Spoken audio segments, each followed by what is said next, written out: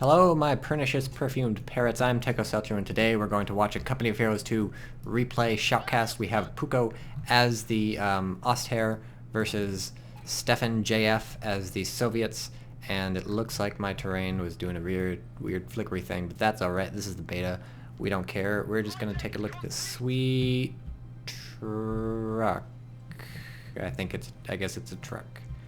It looks kind of out of use, but that's alright.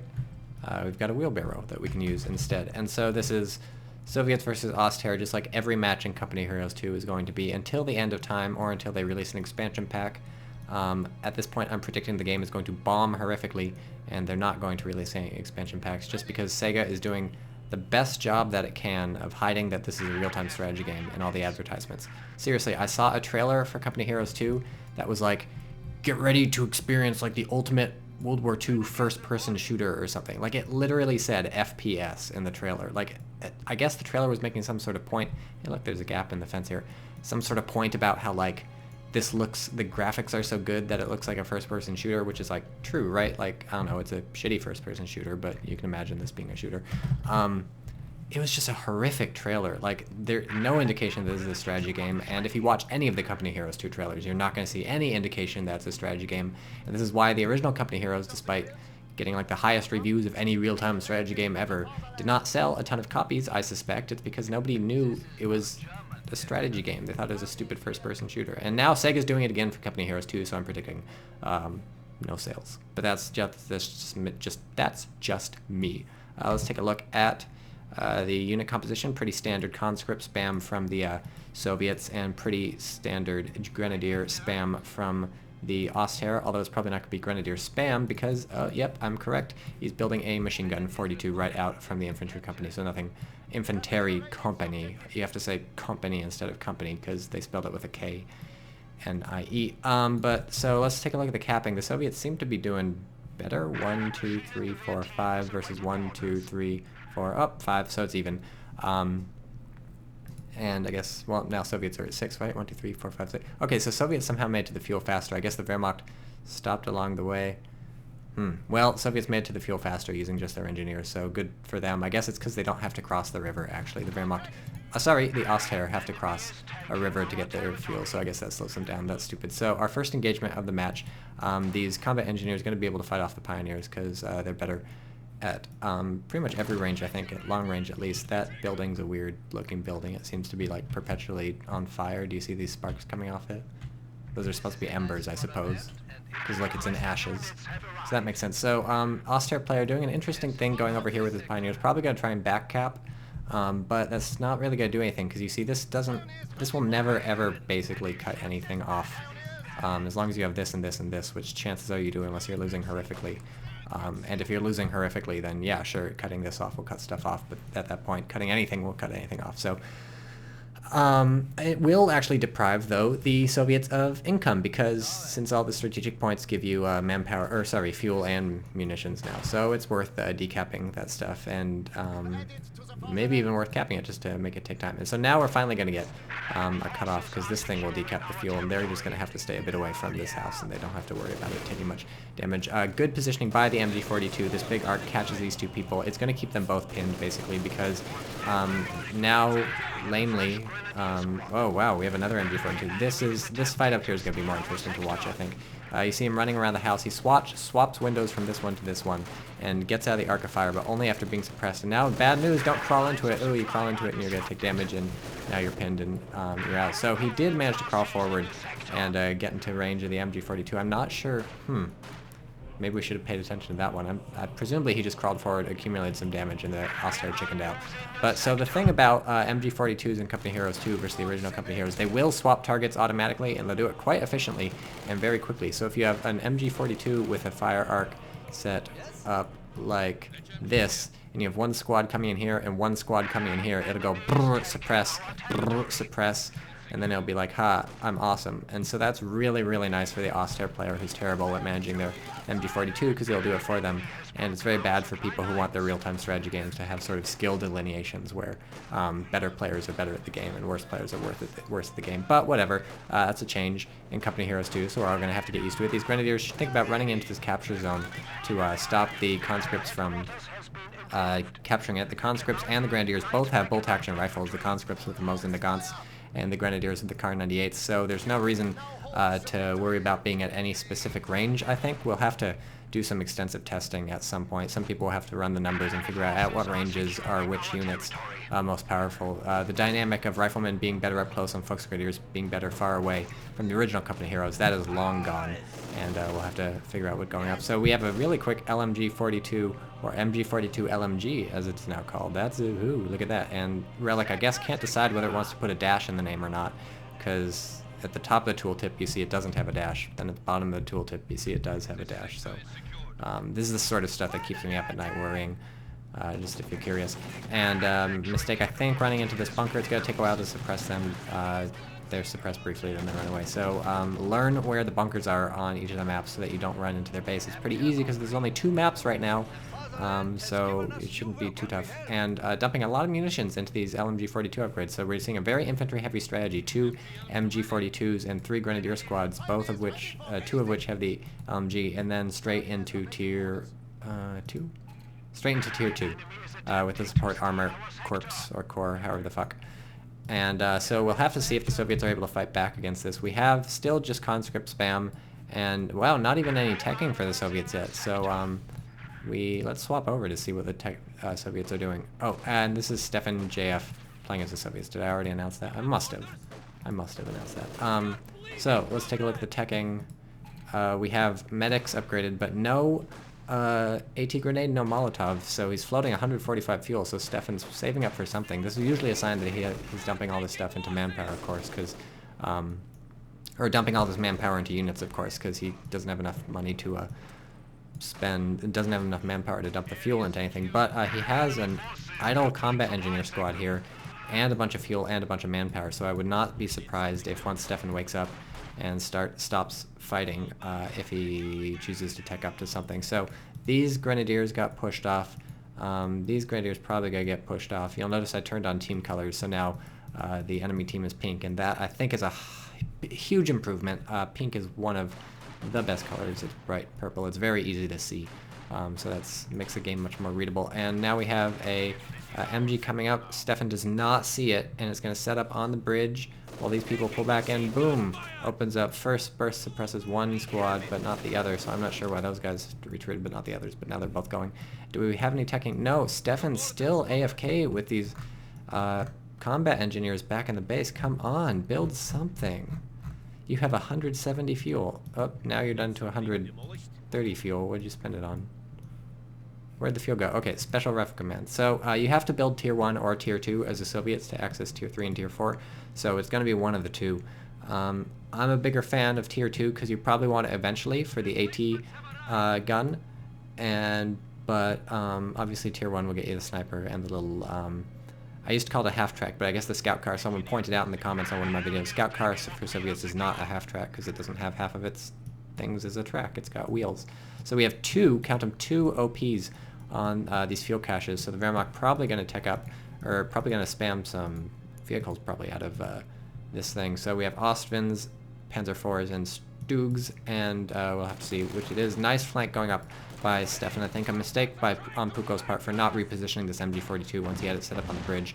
When your opponent knows where your MG42 is, then you're going to want to consider repositioning it after the fight is done, of course. But if your opponent knows where it is, then they can flank it, they can sneak up on it, and that's exactly what happened in this case. It cost him his position, it cost him a man on the MG42 squad, and it's going to cost him a lot of time to go back to the base and then set up again. And always getting your MG42 set up in the first place is annoying because you have to find a spot and get them there safely and then give them enough time to set up. So that's, I think, a big mistake. Oh, look, the Soviets light a mine? Oh, right, these are combat engineers. Of course they can lay a mine. So dangerous game here, running these combat engineers up here to flame these people. They have an LMG-42, and look at the huge amounts of damage they do.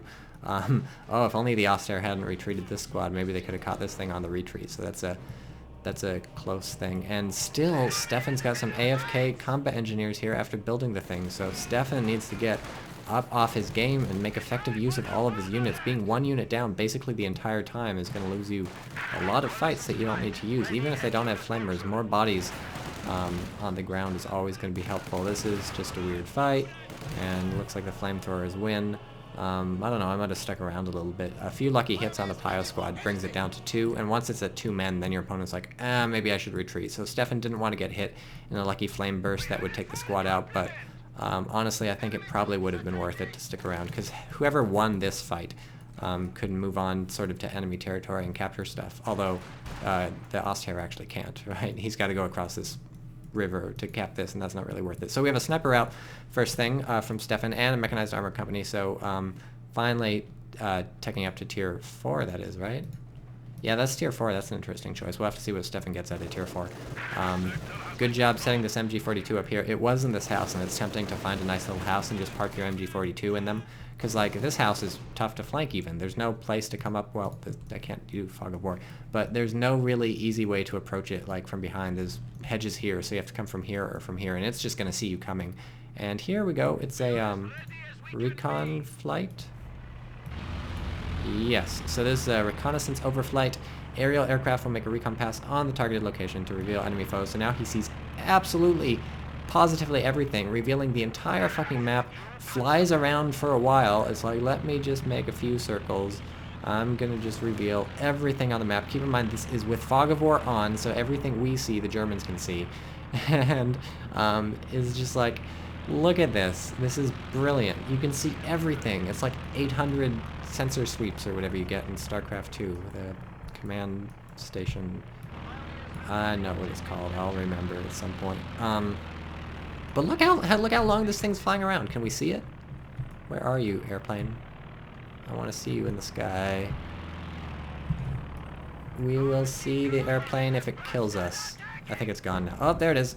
Yeah, check it out. Okay, we should pay attention to the game now because there's some tank out or something. We have a Panzer IV out, and he spent the munitions to put the MG42 on top, which I think is probably a good idea. You know, there's a lot of stuff you can spend munitions on as Wehrmacht, so as Osthair, so chances are you won't have enough of it. But if you do, the extra damage it'll put out on infantry while you're trying to squish them is definitely worth it. If these guys don't retreat soon, they might die, and that would be a big, big loss for Puco. Puco, gotta get your guys out. Get your guys out, Puco. Get your man out. Although this guy is a beast. He's just mowing people down. Look at him. You can't really fire an MG42 like that, but he's doing it. And now he's dead. I tried that in Day of Defeat once. Did not work. The recoil was like, and I ended up shooting this guy. And don't try it in Red Orchestra 2 either, because there's no MG42 in that game. Except mounted on things, I think. Maybe even not that, because it's set in Stalingrad.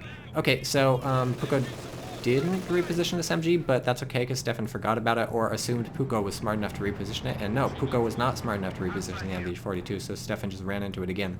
Again, though, this is a very hard place to assail. This route and this route into it, you're just going to get shot. This route is broken, so that's not happening. And, oh, another recon flight. So look, these things cost 80 munitions, so okay, it's actually not super cheap, but if we turn on Fog of War, just look how ridiculously overpowered that is. You can see everything. Let's hotkey the sniper. Does that work? Yes, hotkey number 1 for the sniper, so we'll try and keep an eye on that. I don't know what these guys are doing.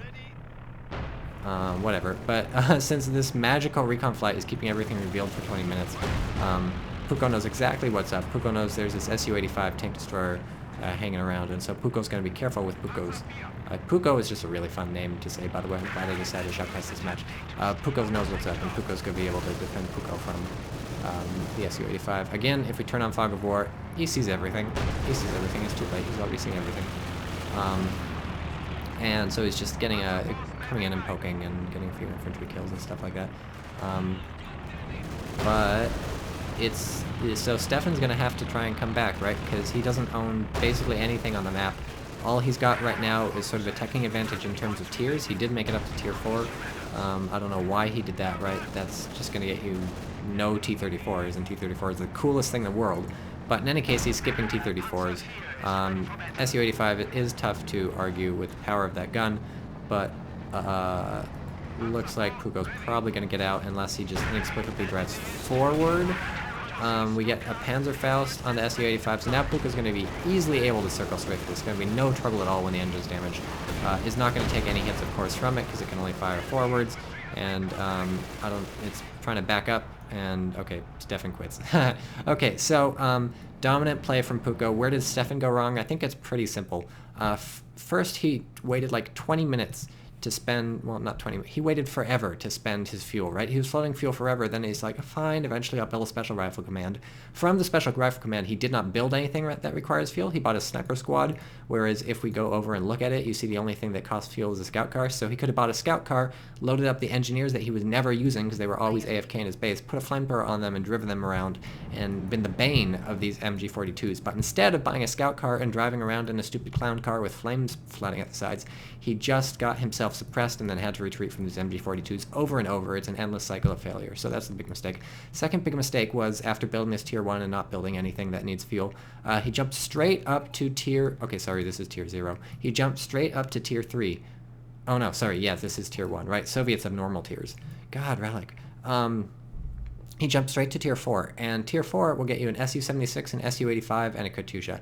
Katyusha, who gives a fuck? Su-76, this is a really weird thing. Bad damage against tanks, but it's just like artillery all day. It can bombard for free. It's pretty crazy, but I wouldn't really buy it. And then the Su-85, which is a tank destroyer, and I don't know what he was expecting to kill with this, because by the time you tech up to an Su-85 and start building them, chances are your opponent's got Panzer IVs, and I'll take a tank that can circle strafe over a tank destroyer any day. And really compare the cost of this to the cost of a T-34, which is nearly half as much manpower and a bit less fuel, is bad, I think. bad, because although this has much better gun than the T-34, it's not going to be as cost-effective as the T-34, or more accurately, not as cost-effective as two T-34s, one of which rams your opponent and the other which just drives around behind, stops the retreat and blows it up. So that's what I would recommend, along with some AT guns for your AT. But what do I know? Maybe Stephen's probably a better player than me, so that's just where I think Stefan went wrong. Number 1, floating fuel for too long. Number 2, building tier 1, not using any fuel. Number 3, going up straight up to tier 4 and not getting anything done with that. So use your fuel effectively, make use of it, and maybe you can use clown cars to get around these MG42s instead of just continually running into them and being suppressed. I hope you enjoyed this shoutcast. I will see you soon, or when Relic fixes the game, which is never, so it's probably going to be soon. And by fix, I mean make it good, because it's not broken, really. It's just bad.